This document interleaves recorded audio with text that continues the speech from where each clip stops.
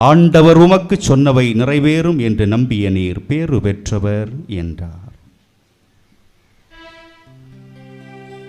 இது ஆண்டவரின் அருள்வாக்கு. கிறிஸ்துவே உமக்கு புகழ்.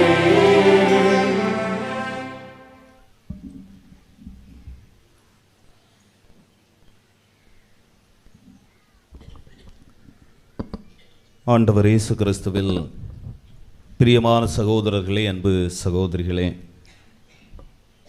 இந்த பகுதி வாழ் அன்பு மக்களை பாசத்தோடும் அரவணைப்போடும் பாதுகாத்து வருகிற ஆரோக்கிய அன்னையினுடைய பெருவிழாவை கொண்டாடி மகிழ்கிற இந்த பகுதி வாழ் அன்பு மக்கள் அனைவருக்கும் ஆரோக்கிய அன்னையினுடைய விழா வாழ்த்துக்களை அன்புடன் தெரிவித்துக் கொள்கிறேன். காலையில் துயில் எழுவதிலிருந்து இரவு உறங்கச் செல்கிற வரைக்கும் ஒரு நாளை பல மனிதர்களை நாம் சந்திக்கிறோம். சில மனிதர்களை சந்திக்கிற பொழுது வாழ்ந்தால் இவர்களைப் போல வாழ வேண்டும் என்று உள்ளத்தில் சொல்லிக் கொள்கிறோம். இந்த மனிதர்களைத்தான் நல்ல மனிதர்கள் என்று சொல்கிறார்கள். இந்த மனிதர்களைத்தான் பாசமான மனிதர்கள் என்று சொல்கிறார்கள். இந்த மனிதர்களைத்தான் நல்ல குணமுள்ள மனிதர்கள் என்று சொல்கிறார்கள். இந்த மனிதர்களை பார்க்கிற பொழுது உள்ளத்தில் நம்மை அறியாமலேயே வாழ்ந்தால் இவர்களைப் போல வாழ வேண்டும் என்ற ஆசை இயல்பாகவே உள்ளத்தில் ஏற்படுகிறது. கடந்து செல்லுகிற பொழுது இன்னும் சில மனிதர்களை சந்திக்கிறோம். சந்திக்கிற பொழுது இந்த மனிதர்களை மீண்டும் சந்தித்து விடக்கூடாது, வாழ்ந்தால் இவர்களைப் போல வாழ்ந்து விடக்கூடாது, இருந்தால் இந்த மனிதர்களைப் போல இருந்து விடக்கூடாது என்ற எண்ணம் இயல்பாகவே நம்முடைய மனதில் ஏற்படுகிறது. இந்த மனிதர்களை பற்றி சொல்லுகிற பொழுது மோசமானவர்கள் என்று சொல்லுகிறார்கள், தீயவர்கள் என்று சொல்லுகிறார்கள், தொட்டாலே நாரும் என்று சொல்லுகிறார்கள், சாக்கடை போன்ற மனிதர்கள் என்று சொல்லுகிறார்கள், முகம் பார்த்து பேசுவதற்கு கூட மனமில்லாத மனிதர்கள் என்று இவர்களை சொல்லுகிறார்கள். எனவே வாழ்க்கையில் ஒரு நாள் பயணத்தில் சந்திக்கிற மனிதர்களில் நல்ல மனிதர்களும் இருக்கிறார்கள், தீய மனிதர்களும் இருக்கிறார்கள், மோசமான மனிதர்களும் இருக்கிறார்கள் என்பதை நாம் மறத்தலாகாது. அண்மையிலே செய்தித்தாளில் பிரேசில் நாட்டை சார்ந்த நெல்மா என்று சொல்லக்கூடிய ஒரு பெண்மணியினுடைய ஒரு அன்பு சகோதரனுடைய வாழ்க்கையை வாசித்தேன். முடி திருத்தக்கூடிய வேலையை செய்யக்கூடிய அன்பு சகோதரி, 35-40 வயது இருக்கும். முடி திருத்தக்கூடிய பணி என்பது உங்களுக்கு தெரியும். எனவே அன்றாடம் முடி திருத்தி முடிவெட்டி அதிலிருந்து வரக்கூடிய வருமானத்தை வைத்து பிழைத்து கொண்டிருந்த அந்த சகோதரி வாழ்ந்த பகுதியில் ஒரு பெரும் மழை ஏற்படுகிறது, பெருவெள்ளம். பெருவெள்ளத்திலே அன்பு சகோதரியினுடைய கடையும் பாதிக்கப்பட்டு வாழ்வதற்கு வழி இல்லாமல் தத்தளித்த அந்த நேரத்திலே அந்த பகுதியில் வெள்ளப்பெருக்கினால் பாதிக்கப்பட்ட மக்களுக்கு பணக்காரர்கள் பலர் உதவி செய்தார்கள். எனவே இந்த முடிதிருத்தக்கூடிய இந்த சகோதரிக்கும் தன்னுடைய கடைக்கு வரக்கூடிய வாடிக்கையாளர்கள் அல்லது தங்களுடைய கடைக்கு வந்து முடிவெட்டக்கூடியவர்கள் எப்படியாவது இந்த பெண்மணிக்கு உதவி செய்ய வேண்டும் என்று பல துணிமணிகளை அந்த பெண் பயன்படுத்துவதற்கென பல துணிமணிகளை, பல காரியங்களை, பணங்களை அந்த பெண்ணுக்கு கொடுத்திருக்கிறார்கள். அதில் கொடுக்கப்பட்ட ஒரு துணிக்குள்ளே 1500 யூரோ இருந்திருக்கிறது. 1500 யூரோ என்று சொல்லுவது 1,20,25,000 ரூபாய் வரும். எனவே இந்த பெண்மணி தன்னுடைய வாடிக்கையாளர், பணக்கார வாடிக்கையாளர் கொடுத்த துணியை வீட்டிற்கு சென்று திறந்து பார்த்த பொழுது அதில் 1500 யூரோ இருந்திருக்கிறது. உறங்கச் செல்வதற்கு முன்பாக நெல்மாவிற்கு மனதில் தோன்றியதெல்லாம் இந்த 1500 ரூபாவை பதுக்கி விடலாமா, இந்த 1500 யூரோவை வைத்து வாழ்க்கையில் மகிழ்ச்சியாக வாழ்ந்து விடலாமே என்ற எண்ணம் மனதில் ஒருபுறம் தோன்றினாலும் நெல்மாவிற்கு அந்த பணத்தை வைத்து ஒருவேளை நிம்மதியாக உறங்க முடியுமா என்ற ஒரு எண்ணமும் அந்த தாயினுடைய, அந்த சகோதரனுடைய இன்னொரு புறம் தோன்றி இருக்கிறது, எண்ணத்தினுடைய இன்னொரு புறம். எனவே என்ன செய்திருக்கிறார் என்று சொன்னால், காலையில் துயில் எழுந்தவுடன் அந்த துணியிலே தெரியாமல் வைக்கப்பட்டிருந்த அந்த 1500 யூரோவையும் எடுத்துக்கொண்டு தனக்கு அந்த துணியை யார் கொடுத்தார் அந்த பணக்காரரை சந்தித்து அந்த 1500 யூரோவையும் அந்த சகோதரரிடம் கொடுத்து விட்டு சொன்னார், நான் இந்த காசை எனக்கென வைத்திருந்திருக்கலாம். இந்த காசை வைத்து நான் நல்ல முறையில் என்னுடைய வாழ்க்கையை நடத்தி இருக்கலாம். ஆனால் என்னால் இந்த காசை வைத்துக்கொண்டு நிம்மதியாக உறங்க முடியுமா என்ற எண்ணம் மட்டும்தான் என்னுடைய உள்ளத்தில் இருந்தது. ஒருவேளை நான் இந்த காசை எனக்கென பதுக்கி எடுத்திருந்தேனே என்று சொன்னால் என்னால் உறங்கி இருக்க முடியாது. என்னுடைய உள்ளத்தில் தோன்றிய வார்த்தை எல்லாம் மீகா இறைவாக்கினர் சொன்ன வார்த்தை தான். கடவுளுக்கு முன் நீதியோடும் நேர்மையோடும் வாழ்வதை விட வேறு என்ன கடவுள் என்னிடமிருந்து எதிர்பார்க்க போகிறார் என்ற இறைவார்த்தை தான் என்னை இந்த காசை யார் எனக்கு கொடுத்தாரோ தெரியாமல் அதை அவரிடமே திருப்பி கொடுக்க வேண்டும் என்ற எண்ணம் என்னுடைய உள்ளத்தில் தோன்றி நான் அதை உங்களிடம் தந்திருக்கிறேன் என்று சொன்னார். உறக்கத்தை விட பணம் பெரிதா என்று என்னிடம் கேட்டோம் என்று சொன்னால் இல்லை என்று தான் சொல்ல வேண்டும். முகத்தில் ஏற்படக்கூடிய மகிழ்ச்சியை விட, உள்ளத்தில் ஏற்படக்கூடிய சந்தோஷத்தை விட கோடிக்கணக்கில் பணம் முக்கியமா என்று கேட்டோமே என்று சொன்னால் என்னை பொறுத்த வரைக்கும் முகத்தில் ஏற்படக்கூடிய மலர்ச்சியும் உள்ளத்தில் ஏற்படக்கூடிய சந்தோஷத்தை விட கோடிக்கணக்கில் இருக்கக்கூடிய பணம் பெரிதில்லை என்பதை என்னுடைய வாழ்க்கையில் உணர்ந்தேன். எனவேதான் யாருடைய காசையும் தனக்கென வைத்திருக்க கூடாது என்பதற்காக, உறங்க விடாமல் என்னை செய்து விடக்கூடாது என்பதற்காகத்தான் அந்த காசை உங்களிடம் திருப்பி கொண்டு வந்திருக்கிறேன். கடவுளுடைய பார்வையில் நீதியோடும் நேர்மையோடும் நல்ல மனிதராக வாழ்வதை விட அதைவிட மிகப்பெரிய காரியம் வேறு எதுவும் இல்லை என்று உணர்ந்து இந்த காசை உங்களிடம் கொண்டு வந்திருக்கிறேன் என்று சொல்லி நெல்மா கொடுத்திருக்கிறார். நெல்மாவினுடைய வாழ்க்கை சரித்திரம் உறங்க விடாமல் சிலரை செய்துவிடும். நெல்மாவினுடைய வாழ்க்கை சரித்திரம், வாழ்க்கை பாடம் பலருக்கு பிறரை அபகரித்து வாழ வேண்டும், பிறருடைய உடைமைகளை வெற்றி வாழ வேண்டும், பிறரை நீதியான நேர்மையான வழியில் இல்லாமல் குறுக்கு வழியில் முன்னேற வேண்டும் என்று நினைக்கிற ஒவ்வொரு மனிதனுக்கும் அந்த தாய், அந்த நெல்மா என்கிற பெண்ணினுடைய சந்திப்பு கண்டிப்பாக வாழ்க்கையை புரட்டி போடக்கூடியதாக கண்டிப்பாக இருக்கும் என்பதில் எந்த ஐயப்பாடும் இல்லை. எனவே நெல்மாவை செய்தித்தாளில் சந்தித்தேன்.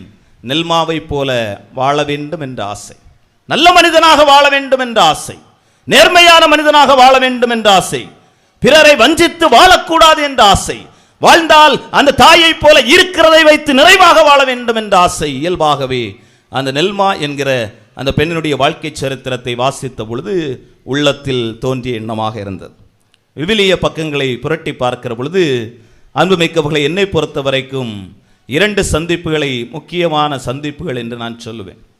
யோவான் நற்செய்தி 4வது அதிகாரத்தில் ஒரு சந்திப்பு சொல்லப்பட்டிருக்குது. என்ன சந்திப்பு சொல்லுங்க பார்ப்போம்.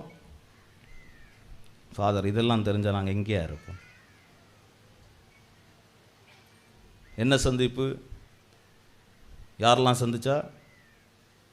சூசம்மாளும் யாரு?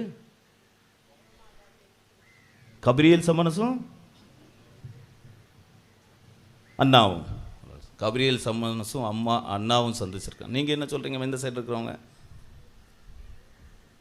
யாரை சந்திச்சா எங்களுக்கு என்ன பிரச்சனை? ஃபாதர் கொஞ்சம் வேகமாக, வெயில் கொஞ்சம் அதிகமாக அடிக்குன்னு. ஆண்டவர் இயேசு கிறிஸ்து சமாரிய பெண்ணை சந்திக்கிற அந்த நிகழ்வு யோவான் நற்செய்தி 4வது அதிகாரத்தில் சொல்லப்பட்டிருக்கிறது. நம்மை பொறுத்த வரைக்கும் சமாரிய பெண்ணிடம் சென்று ஆண்டவர் இயேசு குடிக்க தண்ணீர் கேட்கிறார். ஒரு வீட்டில் போய் கேட்டிருக்கலாம், ஒரு வீட்டில் போய் கொஞ்சம் குடிக்க தண்ணி தாங்கன்னு சொல்லிட்டு, அல்லது ஏதாவது நம்ம பைப் ஏதாவது இருந்தால் அங்கேருந்து போய் குடிச்சிருக்கலாம். இந்த மனுஷன் எதுக்கு இந்த சமாரிய பெண்ணிடம் சென்று, அதிலும் கிணத்தருகே தனியாக தண்ணி பிடித்துக் கொண்டிருக்கிற அந்த பெண்ணிடம் சென்று ஆண்டவர் இயேசு குடிக்க தண்ணீர் கேட்க வேண்டும் என்ற எண்ணம் இயல்பாக நம்முடைய உள்ளத்தில் ஏற்படக்கூடும். ஆனால் அதற்கு பின் மறைந்திருக்கிற வரலாறு என்பதை நீங்கள் புரிந்திருக்க வேண்டும். எப்படி என்று சொன்னால், இஸ்ரேல் நாட்டை பிடிப்பதற்கென அசீரியர்கள் படையெடுத்து செல்கிற பொழுது, இஸ்ரேல் நாடு என்று சொல்கிற பொழுது தெற்கு இஸ்ரேல், வடக்கு இஸ்ரேல். தெற்கு இஸ்ரேலை யூதேயா என்று சொல்கிறார்கள், வடக்கு இஸ்ரேலை சமாரியா என்று சொல்கிறார்கள். எனவே இஸ்ரேல் நாடு என்று சொல்வது 2 பகுதிகளை உள்ளடக்கிய நாடு. அசீரியர்கள் படையெடுக்கிற பொழுது இந்த வடக்கு இஸ்ரேல் மக்கள் என்று அழைக்கப்படுகிற இந்த சமாரிய மக்கள் தெற்கு இஸ்ரேல் மக்களை காட்டி கொடுத்து அசீரியர்களுக்கு துணை போய் இஸ்ரேல் நாட்டினுடைய வீழ்ச்சிக்கு இவர்கள் காரணமாய் போனார்கள். எனவே தெற்கு இஸ்ரேலில் வாழ்ந்த யூதேய பகுதிகளில் வாழ்ந்த இஸ்ரேல் மக்களுக்கு பயங்கரமான கோபம். நம்ம கூட இருந்துட்டு இப்படி பண்ணு போட்டாங்களே, கூட இருந்துட்டு தான் நிறைய பேர் குலவாரம் எல்லாம் செய்வான்.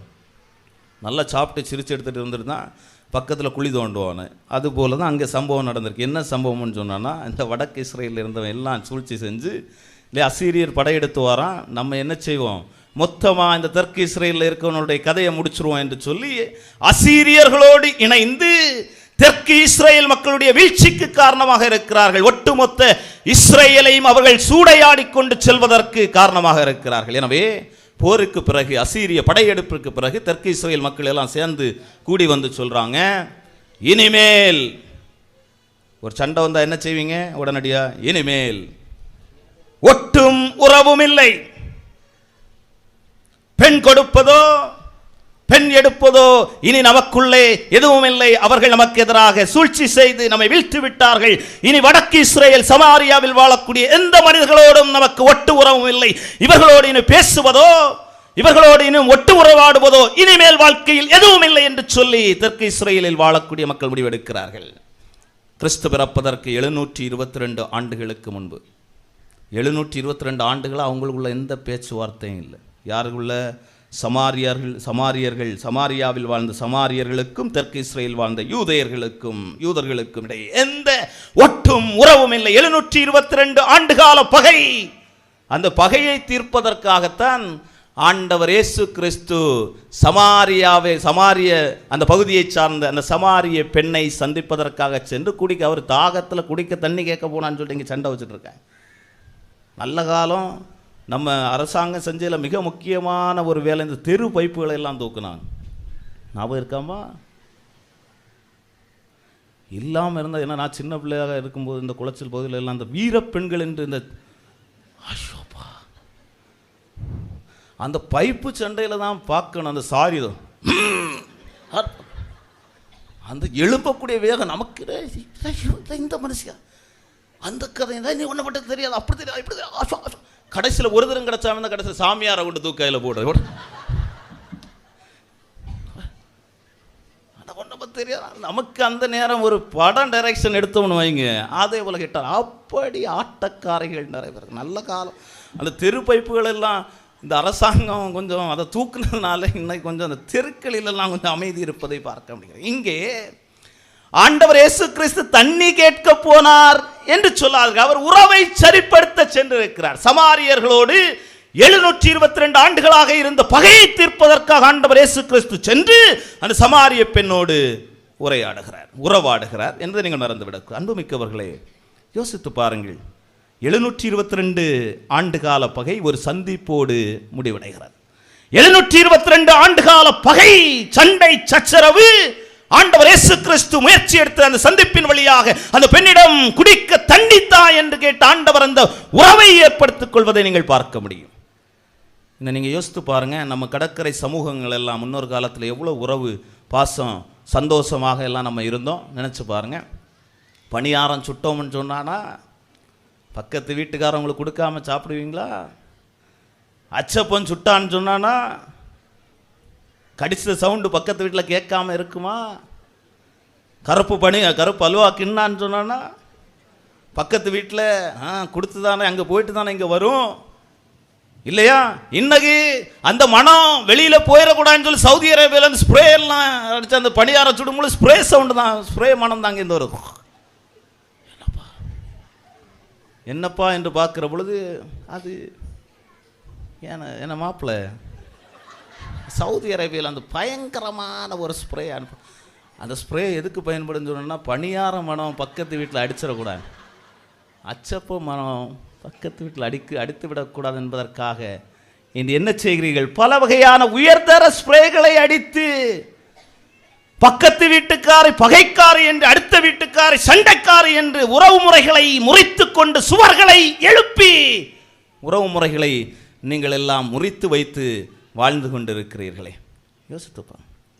உறவு முறைகள் எல்லாம் இல்லாமல் போய்விட்டது.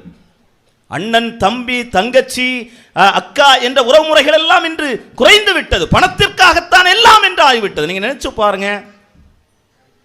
பணம் இருக்கிறவன சொந்த பந்தம்னு சொல்றீங்க, பணம் இல்லாத அண்ணன் தம்பியை சொந்த பந்தம்னு சொல்றது இல்லையே, எட்டு பார்க்கறது இல்லையே.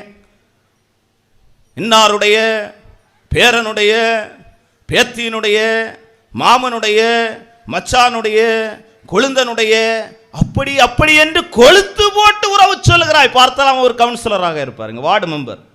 ஒரு வார்டு மெம்பர், உனக்கு தெரியாத வார்டு மெம்பரை கொக்கி போட்டு உறவு சொல்லுகிற நீ, உன்னுடைய உடன் பிறந்த ரத்த சொந்த பந்தங்கள் உடன்பிறப்புகளை நீ சொந்தங்கள் என்று சொல்லுவதில்லையே. ஏனென்று சொன்னால் அங்கே பணம் விளையாடுகிறதல்லவா. வைத்திருக்கிறவனை சொந்தம் என்று சொல்லுகிறாய், இல்லாதவனை ஒட்டுமில் உறவும் இல்லை என்று சொல்லி ஒதுக்கிக் கொள்ளுகிறாய். எனவேதான் உறவுகள் எல்லாம் இன்று பணத்தை வைத்துதான் தீர்மானிக்கப்படுகிறது என்று மறந்துவிடாது. எனவே இப்படிப்பட்ட சூழ்நிலையில் வாழ்கிற உன்னை நீ யாரோடெல்லாம் பேசாமல் இருக்கிறாயோ, அது உன்னுடைய சகோதரனாக இருக்கலாம், சகோதரியாக இருக்கலாம், சொந்த பந்தங்களாக இருக்கலாம், யாரோடெல்லாம் எத்தனை ஆண்டுகள் நீ பேசாமல் உறவாடாமல் உறவு இல்லாமல் ஒட்டும் உறவும் இல்லை என்று சொல்லி இருக்கிறாயோ, அந்த மனிதர்களோடு உன்னுடைய சந்திப்பு உறவை ஏற்படுத்த வேண்டும் என்பது என்று ஆண்டவர் இன்றைய நாள் விரும்புகிறார். இதற்கு முன்பாக நான் இருந்த பங்கில் ஒரு சகோதரி வந்தார். அந்த சகோதரியுடைய பிள்ளைக்கு புது நன்மை. சகோதரி வந்து சொன்னார், ஃபாதர், எனக்கு ஒரு ஃப்ரெண்டு உண்டு, இத்தனை வருஷம் ஃப்ரெண்ட் ஆகும், ஆனால் 2 பேருக்கு இப்போ பயங்கரமான சண்டை, இந்த புதுநன்மை எடுக்கிறதுல என்ன செய்யணும் பண்ணி எனக்கு தெரில அப்படின்னு சொல்லி சொன்னார். கொடுக்கணுமா கார்டு கொடுக்கக்கூடாது? நான் சொன்னேம்மா, ஒன்றும் யோசிக்காதீங்க, கார்டை கொண்டு கொடுங்க, என்ன சம்பவம் நடக்குன்னு சொல்லி பார்ப்போம். இந்த அம்மா கார்டை கொண்டு போயிருக்கிறாங்க. அந்த சகோதரி வீட்டில் நடு வீட்டில் நின்று அந்த வாசலில் வந்து நின்று வாங்கிட்டு அப்படியே போயிருக்கிறோம். என்கிட்ட வந்து சொன்னாங்க, ஃபாதர் நீங்கள் கார்டு கொடுக்க சொன்னதுனால தான் இவ்வளோ சம்பவம். நான் போனேன், அவள் மூஞ்சியம்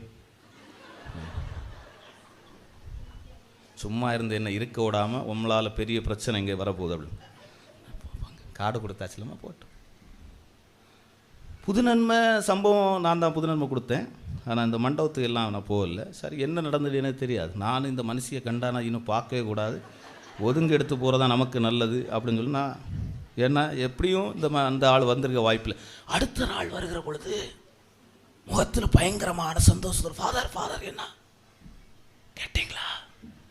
என்ன மற்றவ அவதான் ஆளாக வந்தா 6-7 மணி புதுசாக பார்க்குற ஃபாதர்னா 6:45 அந்த பையனை கூப்பிட்டு கோயிலுக்கு வரேன், மற்றவ தான் அங்கேருந்து கும்பிட்டு முன்ன நிற்கிறா. சரி, அதோட பூசை முடிஞ்சு போயிடுவாள்னு பார்த்தேன். வந்தா அவள் தான் வந்தவங்களெல்லாம் ஒரே விளம்பல். விளம்புனா கடைசியில் கொஞ்சம் பரிசு ஏதோ ஒரு அரை பவுன் மோதிரம் போட்டு கொடுத்தா முடிஞ்சு போயிடுவான்னு சொல்லி பார்த்தா, ஆனால் கடைசியில் அந்த பந்தி அந்த அவுளு கொடுப்பாங்க பார்த்தீங்களா ஃபாதர், இந்த சாப்பாடு லேட்டாக வந்தவங்களை அவுளு கொடுப்பாங்களா, அது வரைக்கும் நின்று எல்லாத்தையும் ஒதுக்கு வந்துட்டு தான் போனா ஃபாதர். பயங்கரமான சந்தோஷம். பார்த்தீங்களாம்மா,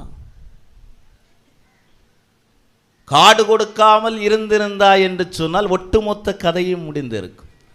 அவள் உன்னை பற்றி என்னவெல்லாம் சொல்லி இருப்பாள் என்று யோசித்துப்பார். புது நன்மை வந்துச்சு, நான் தான் பிடிச்சு கொடுத்த பிள்ளை, எனக்கு காடு தராமல் போயிட்டாள், இப்படி பண்ணிட்டாள் அப்படி பண்ணிட்டாள்னு சொல்லி உன் பேரை ஊர் முழுசுன்னு ஆசைப்படுத்திருப்பான். நீ காடு கொடுத்ததுனால மொத்த கதையை முடிஞ்சு உங்களுக்கு இடையே உறவு நிலை ஏற்பட்டு நீங்கள் சந்தோஷமாக இருப்பதற்கு அந்த புது நன்மை என்று சொல்லக்கூடிய அதன் வழியாக நீங்கள் உங்களுடைய சந்திப்பு உங்களுடைய உறவை திடப்படுத்தி இருக்கிறது என்பதை நீங்கள் மறந்துவிடக்கூடாது. எனவே தான் சொன்னேன், சந்திப்புகள் உறவை ஏற்படுத்த வேண்டும். இன்று நீங்கள் சென்றவுடன் யாரோடெல்லாம் பேசாமல் இருக்கிறீர்களோ அதுக்காக போய் வீணான இதாக முயற்சியில் மாமியார்கிட்ட போய் ஏதாவது சொல்கிறாங்கம்மா, ஏற்கனவே அந்த மனுஷி என் மேலே கொஞ்சம்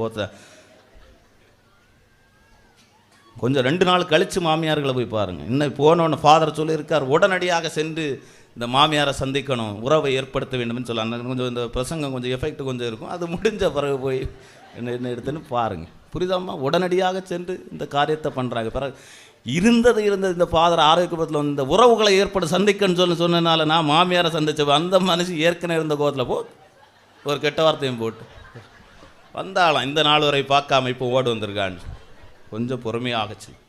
உறவு நிலைகளை சரிப்படுத்துவதற்காக சந்திப்புகள் இருக்க வேண்டும் என்பது நமக்கு ஆண்டவர் இயேசு கிறிஸ்து சமாரிய பெண்ணை சந்திப்பதன் வழியாக நமக்கு சொல்லித்தரக்கூடிய பாடமாக இருக்கிறது. 2வது சந்திப்பு, அன்புமிக்கவர்களை, விவிலிய பக்கங்களில் என்னை பொறுத்த வரைக்கும் மரியா எலிசபெத்தை சந்திக்கிற அந்த சந்திப்பு, அதைத்தான் இன்றைய நற்செய்தி வாசகமாக நாம் வாசிக்க கேட்டோம். நாசரேத்திலிருந்து ஹெப்ரோன் என்று சொல்லக்கூடிய இடத்திற்கு ஏறக்குறைய 80 மைல் தூரம் நடந்து சென்று அன்னை மரியாள் விரைந்து சென்று எலிசபெத்தை சந்தித்தார். எதுக்குமா அவ்வளோ தூரம் வேகமாக போயிருக்கா? விரைந்து சென்றன்னா வேகமாக எதுக்கு வேகமாக போனாங்க? அம்மா எதுக்கு வேகமாக போனாங்க? எலிசபெத்து எத்தனை மாதம் கர்ப்பமாக இருந்தாங்க? அது எத்தனை மாதம்னு எங்களுக்கு தெரியாது ஃபாதர். ஆனால் நிறை மாத கர்ப்பிணியாக இருந்திருக்கிறார். சரி, ஓகே, வேகமாக. அதனால் நிறை மாத என்னதெல்லாம் கூட கொண்டு போனாங்க? என்னதெல்லாம் கொண்டு போயிருக்கணும்? என்னம்மா? வாழைப்பழம். ஓ, இங்கே வாழைப்பழம் கொண்டு போயிருக்காங்க. சரி, வேற என்ன? பலாப்பழமா? வேற என்னம்மா கொண்டு போனாங்க? எப்படியும் பல வகையான மருந்துகள் கொண்டு போயிருக்கணும். எப்படி தான் உங்களுக்கு கண்டிப்பாக அந்த கர்ப்பமாக இருக்கிறவங்களுக்கு என்ன முதல்ல வரும்? என்ன வரும்? வாந்தி. இதனால் பாதிக்கப்பட்ட கணவன்மார்களை நிறைய பேர் இருக்கிறாங்க. இந்த தொடக்க காலத்தில் கோபம் இருந்தான்னு சொன்னா சும்மா அந்த வாஷ் பேஷனில் போய் வாமிட் பண்ணுற பேர்னால அந்த கணவன் சில நேரங்களில் இந்த நம்முடைய ஊரில் இருக்கக்கூடிய ஆட்களை கூப்பிட்டு டூர் போவோம் பார்த்தீங்களா, அந்த ஃபாதர்ஸ் எல்லாம். இதில் நான் ஒரு முறை போனேன். அந்த மனுஷன் என்ன மேலே பயங்கரமான கோவம் போல. பின்னால் சீட்டில் நான் ஒரு கவர் வேறு, இந்த திருப்பயணங்களுக்கு போகும்போது ஒரு கவர் கொடுக்கறது உண்டு. உங்களை நீங்கள் பாதுகாத்து அந்த வாயை அந்த கவருக்குள் விட்டு வாமிட் பண்ணவும். மனுஷி ஏற்கனவே என் மேலே கோவத்தில் இருந்துச்சு பார்த்தீங்களா. கோவத்தில் இருந்ததுனால வெள்ளம் அங்கே வேற போட்டிருந்தேன்.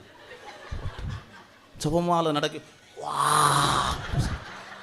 ஒட்டு மொத்த காலையில் குடித்த கஞ்சி, புளிய மிளகு எல்லாம் சேர்ந்து அங்கினுடைய கலர் மாறி போச்சு.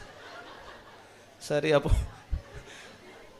பயணம் போகிற பொழுது வாமிட் வராமல் இருக்கிறதுக்கான மூலிகைகள்லாம் கொண்டு போயிருப்பாங்க. பிறகு இந்த தலைவலி, காய்ச்சல், இந்த மூட்டு வலி, இதுக்கான மூலிகைகள்லாம் உங்களுக்கு தெரியும். அதெல்லாம் கண்டிப்பாக அன்னை மரியாள் சுமந்து கொண்டு செல்ல வேண்டும். என்னை பொறுத்த வரைக்கும் அன்னை மரியாள் தான் முதல் செவிலித்தாய், முதல் நர்ஸு அன்னை மரியாள் தான். எல்லாத்தையும் கொண்டு சுமந்து கொண்டு பயணம் செய்திருக்கிறார்கள். இங்கே ஹெப்ரோன் என்று சொல்லக்கூடிய மலைநாட்டு பகுதிக்கு பயணம் செய்து எலிசபெத்தை சந்தித்திருக்கிறார். ஆனால் எலிசபெத்திற்கு இன்னொரு வேதனை இருந்தது என்று நீங்கள் மறந்துவிட. நீங்கள் சொல்ற போல அந்த பேறுகால வேதனை, கற்பகால வேதனையை தவிர்த்து இன்னொரு வேதனை அன்னை அந்த எலிசபெத்துக்கு இருந்திருக்கிறது. என்ன வேதனை என்று விவிலிய அறிஞர்கள் சொல்லுகிறார்கள் என்று சொன்னால், இந்த சக்கரியாவும் எலிசபெத்தும் முதிர்ந்த வயதில் இருக்கிற பொழுது வானதூதர் வந்து சொல்றார் பார்த்தீங்களா, உங்களுக்கு ஒரு குழந்தை பிறக்குமா, பயப்படாதீங்க என்று சொல்லுகிற பொழுது சக்கரியா என்ன சொல்கிறார்?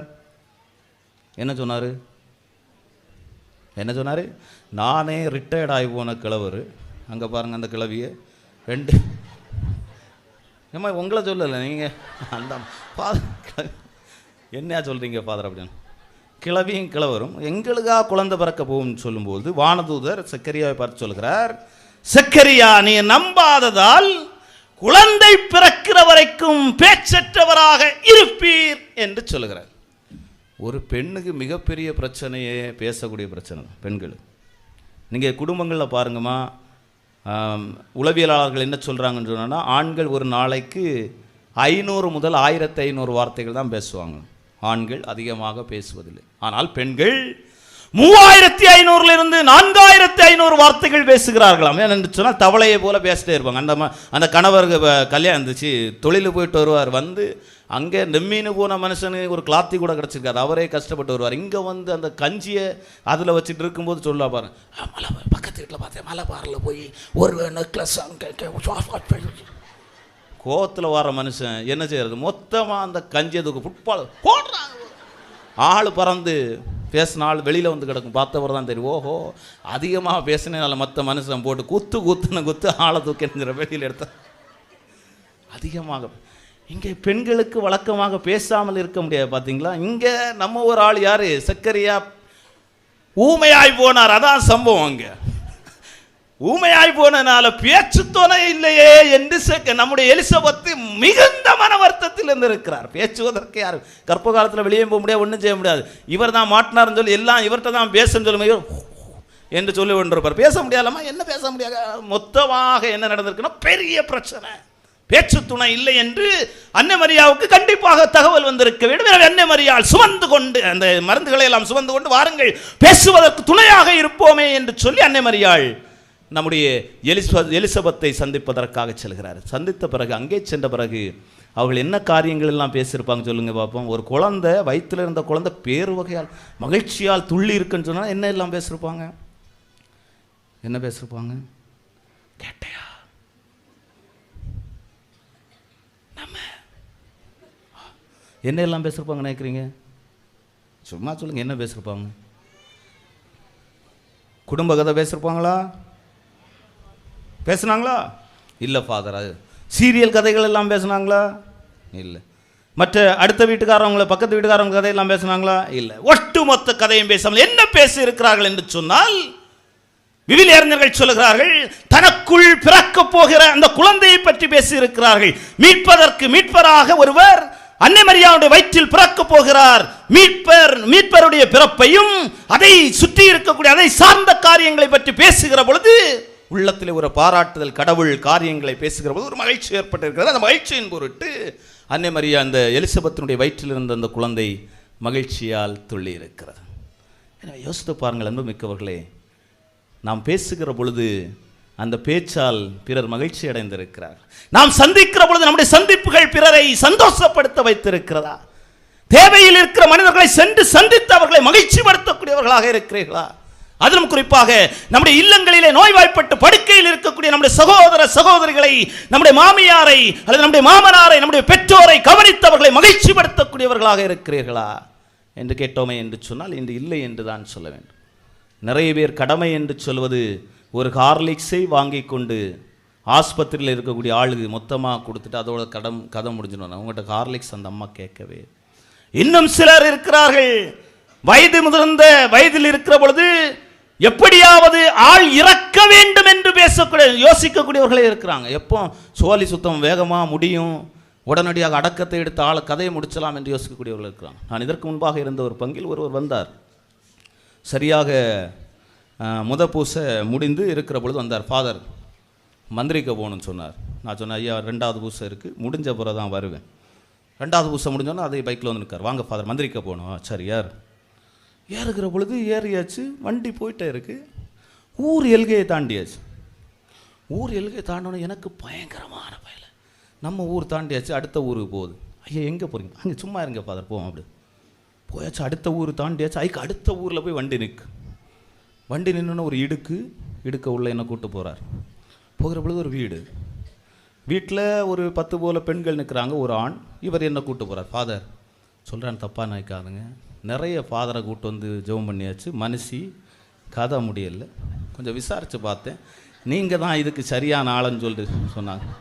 அதனால் நல்ல பயங்கரமான ஒரு ப்ரேயரை போடுங்க, கதை முடியணும் என்று சொன்னேன். இதுவரைக்கும் ஒரு மனுஷி ஒரு ஆள் நல்லா இருக்கணும், சந்தோஷமாக இருக்கணும், உடல்நலத்தோடு இருக்கணும், இதுக்கு தான் ஜெபம் பண்ணுறீங்க தவிர இப்படி ஆள் சீக்கிரம் ஃபோன் பண்ணி சொல்லி நான் இது வரைக்கும் ப்ரேயர் பண்ண கிடையாது. இருந்தாலும் இவர் சொல்லிட்டாரேன்னு சொல்லிட்டு ப்ரேயர் எனக்கு என்ன சொல்லுங்க, ப்ரேயர்லாம் முடிஞ்சு ஒரு 9:30-10 மணி இருக்கும். நான் எனக்கு பயங்கரமான வருத்தம், சோகத்தில் போய் தூங்குறேன். 4 மணிக்கு அவர் திரும்ப எனக்கு ஃபோன் பண்ணுறார்.